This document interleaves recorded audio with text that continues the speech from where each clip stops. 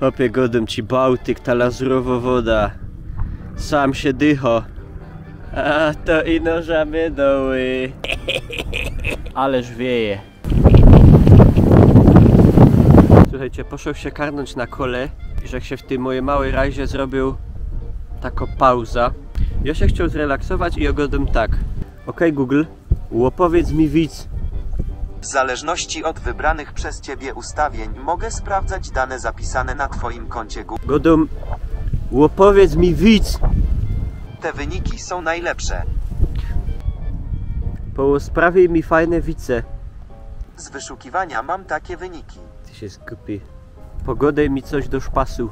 Jasne, choć nie miała formalnego wykształcenia, Mityariuk Atazinapalu napisała pierwszą w historii powieść w języku Inuktitut, zatytułowaną Sanak. Prace nad powieścią trwały 20 lat. Początkowo miała być zapisem języka. Opowiedz mi dowcip. Nareszcie mogę się z kimś tym podzielić. Zofia po 2 tygodniach diety zrzuciła wagę. Z 8. piętra. Łozerwie mi pysk. I się czuję dyskryminowany. I o tego tak nie ustawia.